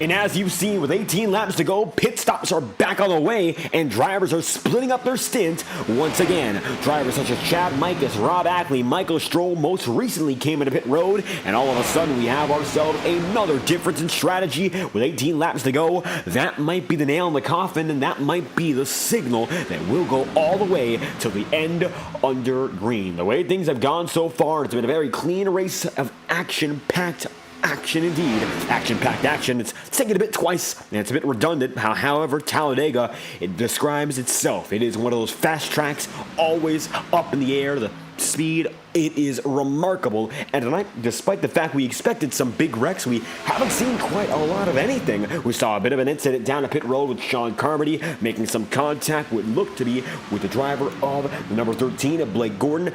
Either way, been very good since that point, and it looks like Justin Morton, Timothy Johnston both retiring from this event, and that has been it. Silence since then. These drivers are still going, and it looks like as it stands, the leaders of Daffin and Brian McFerrin remain out in front with Travis McQuistion also there at the head of the field.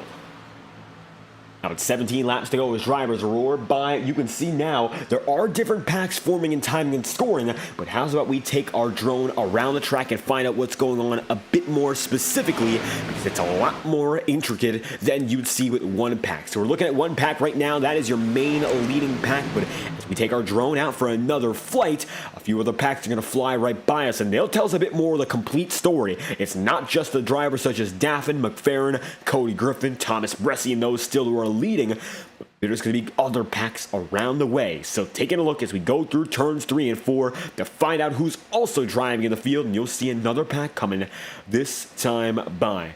Going through turns 3 and 4, Don Stevenson, Forrest Smith, and Anthony Nabarro. Then another group with Chad Mikas and company. That's the biggest of the other packs who are not leading, and it looks like Stevenson's group will be swallowed up momentarily. These drivers are 40 seconds off of your leaders. McQuistion comes by. Those are your leading drivers once again, and most of the field is empty. The reason is these drivers are still clustered. If they're even at 40 seconds apart, it might not look like it, but they're still very close to one another. It looks like the camera gets blocked for just a moment.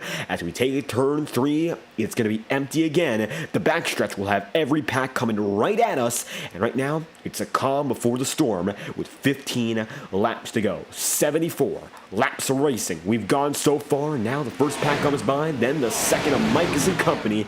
Now the backstretch is going to be occupied by the leading group and all that comes with it. Now time to see Travis McQuistion take us right through as the field flies by our drone camera. And as you saw, now back up in front, there's McQuistion and company making their two turns 3 and 4. The packs are separate, but at the same time, they're much closer than you think. Don Stevenson's group of 3, who are now 12th, 13th, and 14th respectively, are just ahead of Chad Mikas and his crew, who are now 15th on back. They're going to become another conjoined force and make two big packs throughout the field. It's going to be 1st to 14th and 15th on back. Those are the two groups. That is it, and that will be the deciding factor of strategy. Will this second group prevail, or will the leading drivers be those who come through and get it done all the way? Chad Mikas now goes up to the high side. Number 25 machine finds himself the leading driver and has himself now on the high side of this second pack. As they come through the start-finish line, Stevenson, not much more he can do with that second group. There are 3 drivers compared to over a dozen here on back, and now it's going to be the 25 barely legging out the advantage, and that's going to be another key change as we still are yet to see the final pit stops of drivers like Brian McFerrin, Alec Daffin, Cody Griffin, and those who have remained on the track a bit longer. 14 laps to go, 75 laps in, and it's going to be a very dicey call for these drivers. Some have stayed on the track as long as they could. Some drivers came into pit road at lap number 44, so maybe a half and half is possible, but most in the field could not save enough fuel to make it happen. So we're not going to expect these drivers to have a chance to go all the way for the most part. Maybe a few will, and that's going to be the difference between winning and losing tonight, but most drivers are expecting one more pit stop, no matter what. A lot of drivers have already made that stop in. A few others are still waiting to get that one done, so it's not a certainty who will come in and when.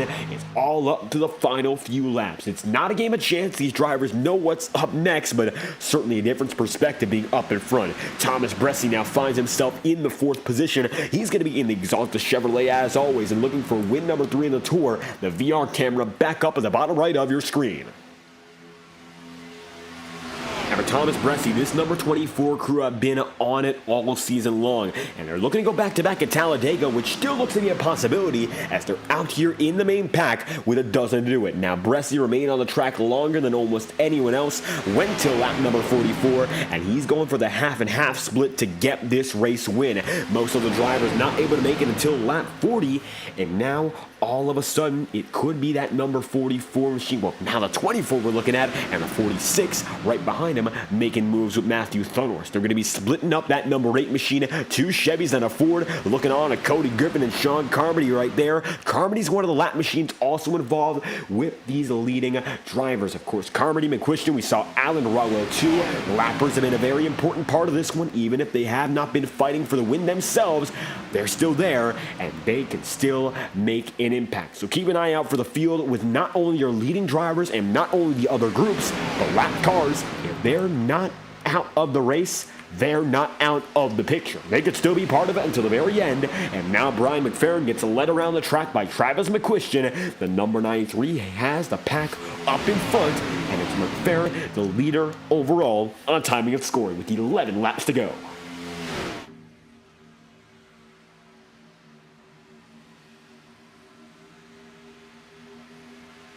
As they come through this time by, Brian McFerrin leads the way with Alec Daffin, then second, Cody Griffin third, and Thomas Bressi them in fourth. Rounding out the top 10, it's Matthew Thunhorst, Tyler Hensley's then sixth, with Alan Dobbs seventh, and Blake Gordon then in eighth. Tyler Cooper's ninth, and Brandon Bernhardt is in 10th. There's only 11 drivers in this main pack, best of which is, of course, number 7 machine. Gael Brooks is there in 11th in that number 71. So right now, only 11 drivers up there at the top of the board.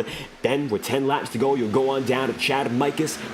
You see him with Don Stevenson, DeBarro, Rob Ackley, Jacob Fife, Michael Stroll. These drivers have already gone a pit road to this point, and as they come down to the single digits very soon, they'll know it's now or never with any opportunity. So far, so good, though, for McFerrin up in front. Alec Daffin now going to be side by side with Sean Carmody, and Cody Griffin going for his first podium of the season. He's right there, the number 3 machine, trying to make it happen. Let's look on board with the number 3.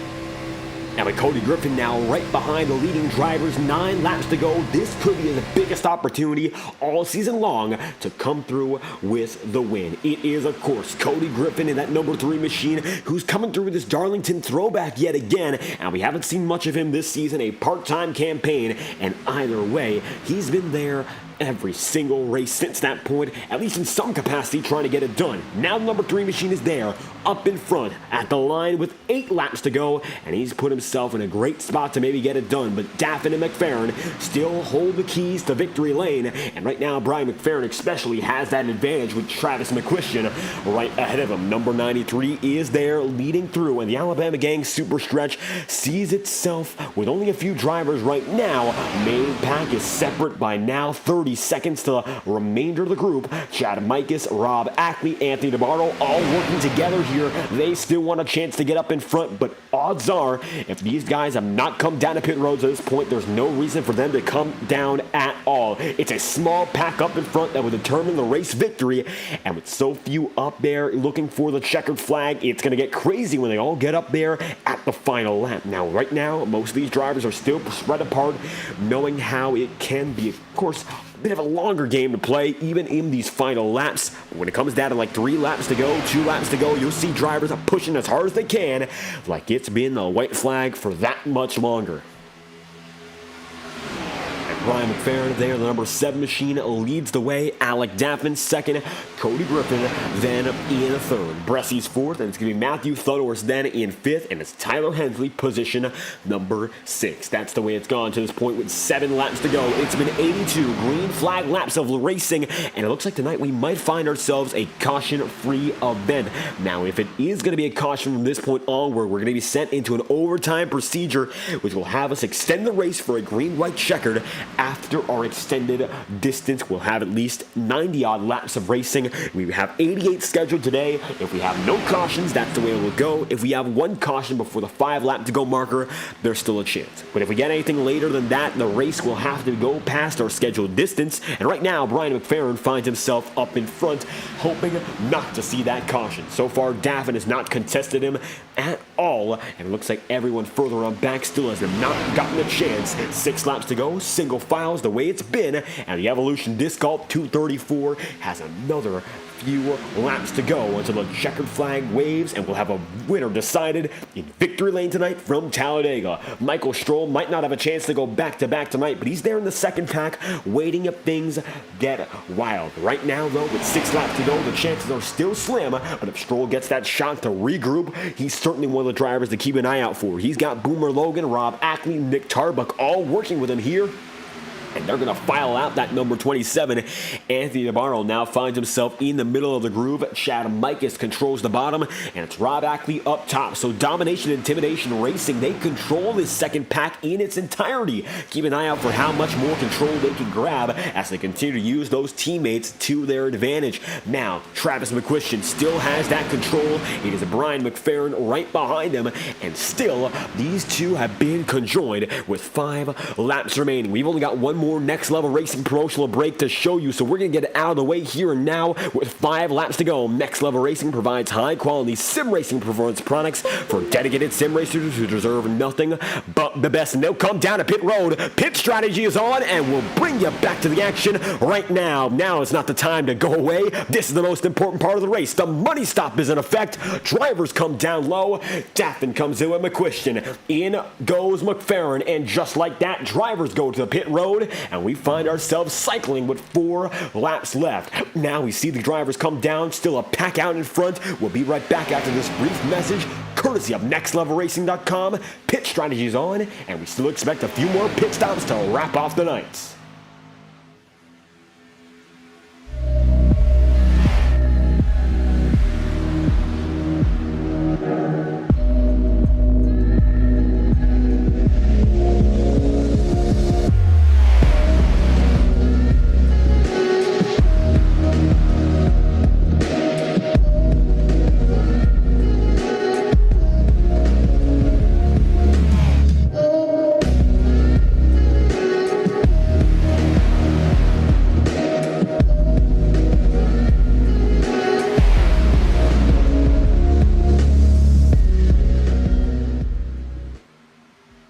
Coming back now, it's going to be Sean Carmody still leading this field. Cody Griffin is up there, and the lap machine is not part of the timing and scoring loop. So Cody Griffin has a shot up in front. 3 laps to go to get this one done. And it's Thomas Bressi now in second with Matthew Thunderworth then in third. Pit road continues to get busy with Daffin, McFerrin, and Travis McQuistion all coming down and in. Pit strategy is now going to take them out the loop, and Cody Griffin will see Sean Carmody come through, and he's going to now abandon the field up ahead. It's now going to be 2 laps to go, this time by in Talladega. Cody Griffin leads the way, Thomas Bressi then in second, and Matthew Thunderworth there in third. 1, 2, 3. We find ourselves with 2 Chevys up in front. Third man's going to be that Ford Mustang, and Tyler Hensley is then in fourth. Alan Dobbs has found himself back up to 5th, and Blake Gordon is now in 6th. So if these drivers have been waiting so long, this is the time to pounce. 2 to go. They make it to the white flag. This race is official. No cautions till the end. 87 laps in of 88, and Cody Griffin finds himself ahead, looking for his first chance at victory lane all season long. done. Can he get it done? He's got Bressi right behind him with 1 lap to go. This could be the moment for the number 3 to pounce and go at it for the race win himself. He goes high, takes Matthew Thunderous with him, and just like that, with 1 lap to go, Blake Gordon goes 3 abreast for a moment, and the race is on till the checkered flag. No cautions. This race is official. 1 lap to go. Final lap from Talladega. Now it's going to be a small pack going for a big win.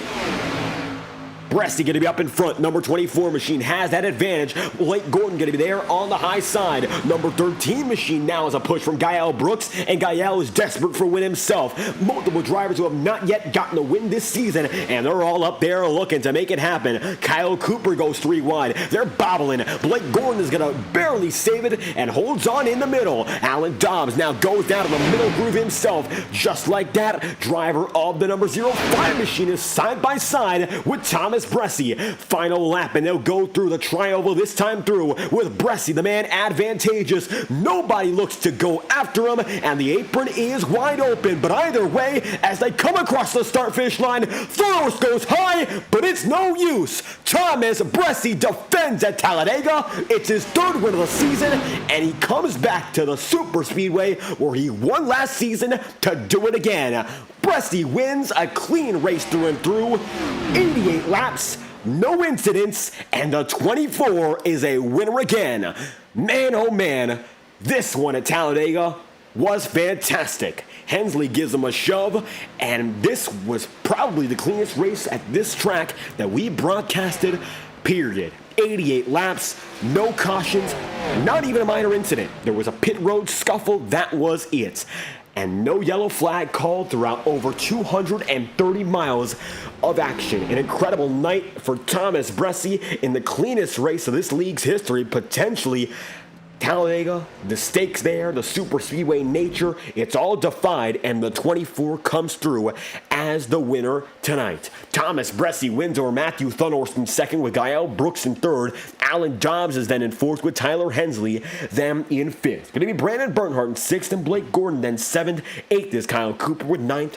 Cody Griffin. Rob Ackley's position number 10 with Anthony Navarro holding on for the 11th. Michael Stroll is then in 12th with Chad Mikas in 13th. Jacob Fife is 14th with Nick Tarbuck then 15th. And Boomer Logan holds his own for the 16th spot. Added Don Stevenson 17th. Brian McFerrin 18th. And Alec Daffin 19th. As Forrest Smith rounds out the top 20.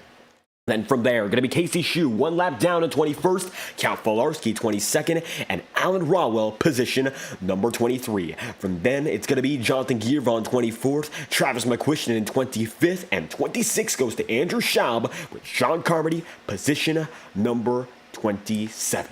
It's going to be Timothy Johnston then in 28th, and Justin Morton going to hold his own in 29th. And it's going to be to round out the top 30, Christopher Matthews in his number 92, not able to get back on the track, some trouble all night long with connections, and it's going to cost him a chance at racing for the win. Now Bressi comes down to the start-finish line to burn down the house, and we're going to watch him go at it here and now. Your results on your screen. Bressi's your winner, and now time to see the celebration as he burns down the house in Talladega.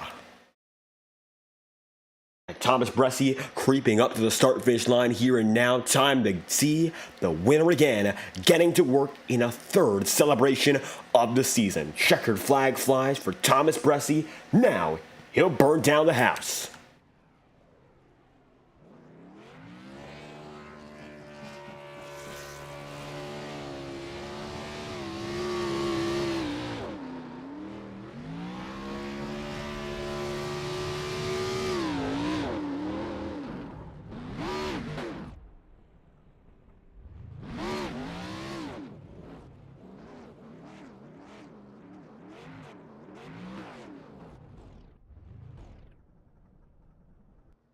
And for Thomas Bressi, a simple burnout, but far from a simple race. The number 24 machine gets it done yet again and finds himself with his 3rd win of the season from an especially clean Talladega Superspeedway. Thomas Bressi's a race winner, and he's going to win from Matthew Thunderous in 2nd and Gael Brooks, position number 3. 88 laps, no cautions, and tonight Talladega defied all expectations. But here, Thomas Bressi, the number 24 team, wins again and defends the title from Talladega last season. Back-to-back wins at this track in the Ignite Series, and you do it again in a much cleaner race. How about it tonight here, the Evolution Disc Golf 234?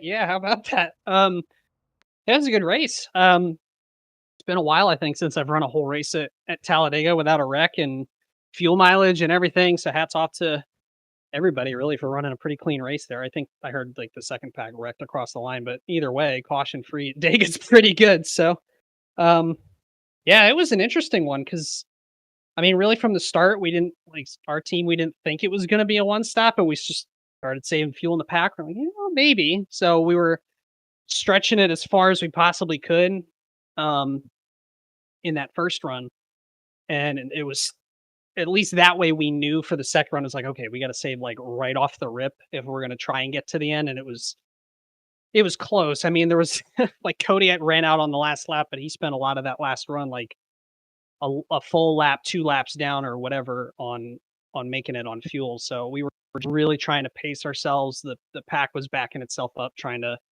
because there were guys that pitted a couple laps before we did, and we knew they were probably going to be short and trying to stretch it. So it was something. It was kind of like an MX5 race or whatever, where it's all nice and single file and everything's all happy and wonderful and everything. And then like the last half a lap, it's just chaos. So, because I think at that point we all knew we had enough fuel, or most of us knew we could just make it. So it was full send or no send, though. But yeah, I don't think I've ever swept plate races in a year before, so that's cool. Coming home with the Talladega sweep this year. It looks like a 2023 treating you well at this track. And you mentioned it, the half lap, that end of this race, much more chaotic than the rest. Most of it, a lot of strategic racing, double file, but everyone going all out till the end. And it looks like the bottom side with Matthew Thunderst and all treating you very well with a run to the finish. Yeah, absolutely. Just shout to the JT Motorsports guys. I mean, Tyler, Casey kind of got screwed on his pit stop. Unfortunately, he got forced out and missed his pit box. Justin missed his because somebody was cutting the inside and ended up hitting the pit wall. So sucks for him. And Cody obviously as well. And Matt's again not really our teammate, but he works with us at least. And tip of the cap to them at the end for helping out. Because I was even saying to Matt before I jumped in here, I was like, I think it was Blake, and I forget who was up in the third lane or whatever. I thought it looked like they didn't have help, and we were starting to just move forward on the bottom. I thought like by the time we got to pit in, Matt was just going to jump to the outside and sneak by, but he waited and pretty much won me the race. Him and Tyler behind him. So thanks to them. Definitely a very strategic kind of chess match kind of race that is a little different than I think what we're all accustomed to here at Dega. But it was fun. It was a good pace. And nice change of pace to get that green flag racing in from Atlanta, which was chaotic in its own way, to Talladega, which we think was be a bit wilder. Another victory in the books for this 24 team, on top for the third time this season. Now, of course, after a bit of a super speedway swing, we still got a lot of exciting races planned for the rest of the tour. So checking our schedule right now from Talladega, we'll be heading on next to Monza. For a total of 30 laps of racing. We're going to road coursing overseas once again. You've got some good history with road course racing. How do you feel heading there? I'm excited. We've done some races, like league races there before with these cars, and it's been really fun. So looking forward to the Spartan GP presented by Task Force 300 next week. We'll have them back on the car, so that'll be fun. Yeah, I just Monza's been decent to me before. So knock on wood, it is again. I mean, if we can keep the ball rolling, I'm not going to be too mad about it. So got that. And then I think 5 flags or something after that. So that's going to be fun or something. I don't know. We'll cross that bridge when we get to it. But yeah, next week, Monza should be good. I'm looking forward to it. So see if we can keep the ball rolling. And momentum has been clear all season long for Thomas Bressi, getting it done again here with a Talladega sweep in 2023. Anything else you'd like to add? Nah, just thanks to the admins as always. Thanks to you for doing the broadcast. Hopefully everybody that tuned in and watched the race enjoyed it. And we'll see y'all next week. And there we have it. Thomas Bressi goes for a third win this season, getting it done at the Talladega SuperSpeedway in the Evolution Disc Golf 234. Thank you for your time. Appreciate it, bud. With Thomas Bresci on the move, first for the number 24, goes to second in the number 8. Matthew Thunos running a very strong race tonight. That number 8 team, second on the day. Podium finish here in a clean race at Talladega. How do you feel after this one? I feel good, David. You know, thought maybe this could be a fuel mileage race and stretch it into one early on, and kind of turned out that way. We were kind of looking about 10 laps in. It's like, wow, we can maybe get this stretch to 44, and it was a nightmare for me because I came in and I was probably sucking in the fumes out of the gas tank, and I almost lost the pack there. And I got lucky that Sean Carmody ended up catching him there at the pit stops and helped me get back up in there. And I had to run so hard to catch the pack up there on the second half that I just got lucky to get in a spot that I could with the other JTM guys and just kind of vibe there and have enough fuel to kind of make something happen there at the end with Bresci. And holding on to the very end mattered the most tonight. No yellow flags in 234 miles of racing, an achievement itself, but that last lap, things got dicey. That's for certain. You were up there in the middle of it, pushing to the end, and with the bottom side mostly coming out the best. How was it on the low side? Yeah, it was it's kind of struggled because we knew Cody was going to run out, be about half a lap short, so we had to get around him. And then the problem is I didn't have any third car support while they were decently formed up on the high side. And I guess we were kind of lucky that Dobbs and I think maybe whoever was pushing him made a 3 instead and gave me a fighting shot because Blake ended up getting the bump bad. And I thought, oh, we're about ready to die into 3. And that didn't pan out. And then Dobbs tried to almost got clear, and I was able to push Bresci hard enough. And then out of 4, it's just I saw they were behind us, and so I thought I'm going to wait just to make sure at worst case I get second here because I didn't want to repeat of last week where it's, oh, hey, look, and there's a checker flag, it's gone. And so I wanted to avoid that. So, it's considering how super speedway racing has been this season for me compared to last season and how I've never been able to pass through the bracket so far with the, whatever they call it, the season brackets or what have you, actually make it through the first round. This is just a good all-around feeling. So, I didn't have enough for Bresci there, but I also wasn't going to be risky when I had a second place locked up there. So, and keeping that podium, it looks like locking up the second place, a great sign for things to come. Next up, Monza, a very different race and road course action. We've seen you up there time and time again. Is the checkered flag maybe in sight at a race overseas? I don't know. I have to see. I know the problem I had at Watkins Glen was I burned the rears off it. So, just hoping there to get, if I can stay close to the guys like Rob and Justin and Bresci that are shown to have speed there, that'd be good. But that one, I'm just hoping, who knows what to expect out of a track like that where it'll probably be a lot of draft and a lot of hard braking. So who knows? Just try to keep my nose clean that one like I've been doing and just try to probably podium top 5, something like that would be a good day. So just got to make sure I keep the tires on it and make sure I don't have a brick on the throttle pedal. I got it underneath, so I ain't killing the rears too much there. With another road course in mind, Matthew Thunderous with the momentum going through. It's a second place finish here from Talladega. Anything else you'd like to add to wrap off the interview? Yeah, just added a new sponsor on the hood today. So I just want to thank Paul Savanik at DMG United. He's releasing a new book.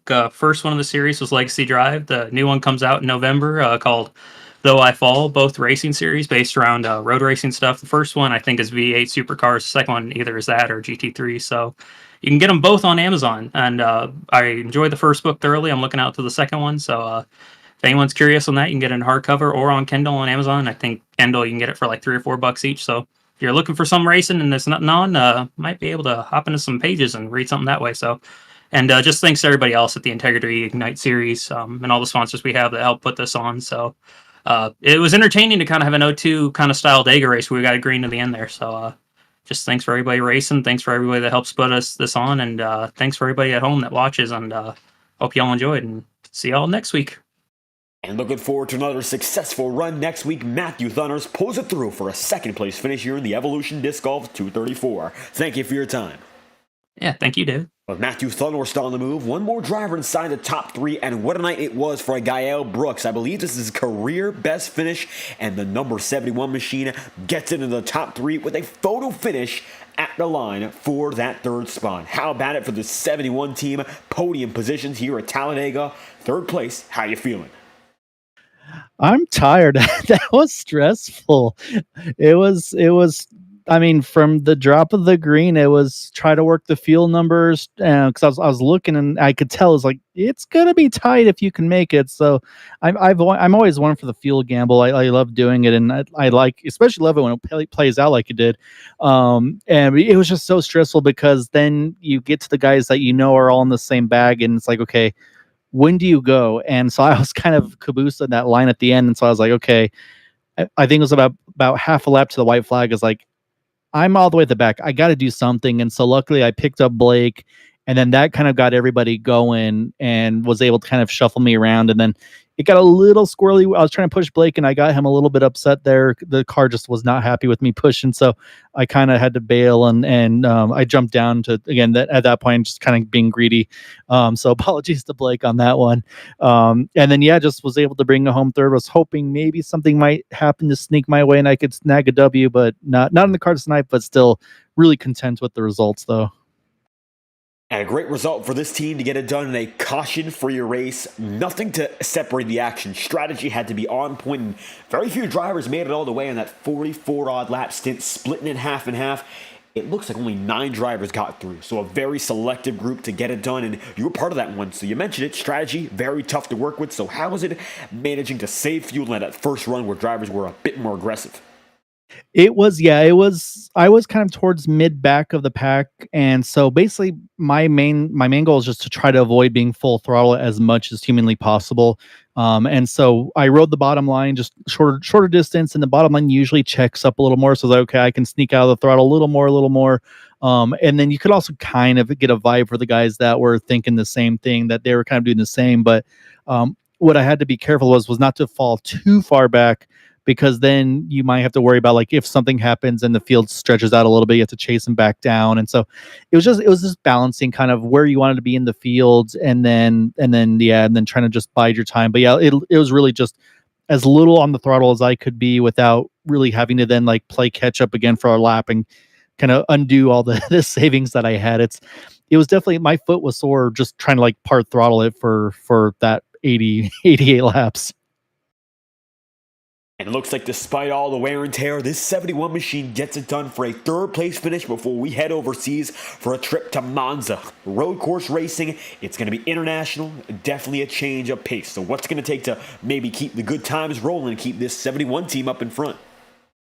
I'm gonna have to remember how to turn right is first off. I also have to remember how to use the brakes, and I'd say I only used the brakes about once, I want to say, tonight. So gotta get those kind of rusted off and get ready to go for that. And I'll say it'd be a long flight, so I'll definitely have the Loosest Fast podcast saved onto my streaming device, so you can listen to them as well on Spotify and other streaming devices.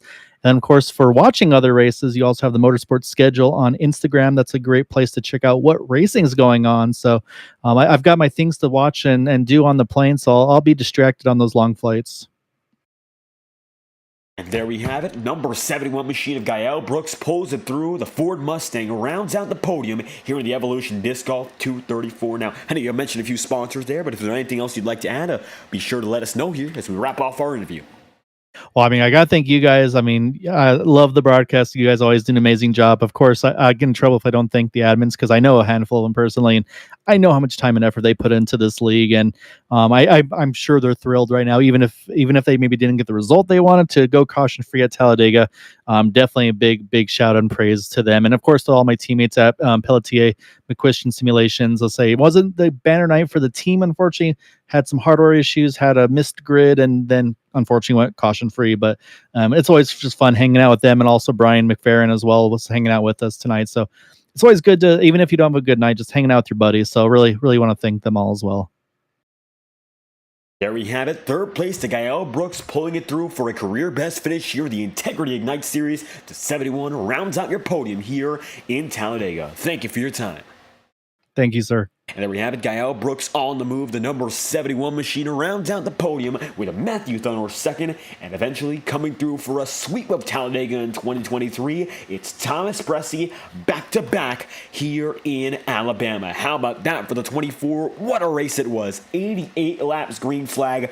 Fantastic. That we don't see often, and it's a testament of the ability of these drivers getting it done lap after lap. Huge field, very few retirees, no incidents, so very impressive job overall. 88 laps, Thomas Brescia race winner, and thank you for watching all the way flag to flag. I've been David Kreutz, leading through all the action here in the Integrity Ignite series. I'll be back tomorrow night with a Charlotte Roval in the Octane series, another exciting race we're sure to have very soon. Tomorrow night, going to be a doubleheader on FTN with the Highline Racing League Truck Series. They will be going, I believe, as we check our schedule here now, they'll be taking it. Instead, it's not going to be a short track as it's been as of recent. We should be heading next time around.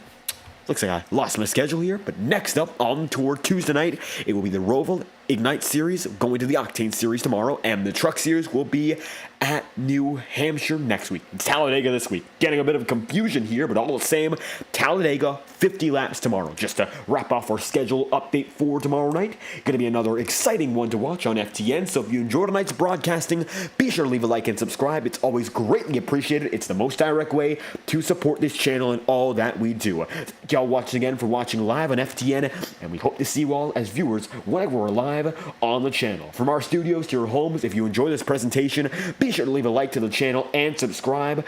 It would be greatly appreciated. Thank you all for watching once again, and we hope you have a great night.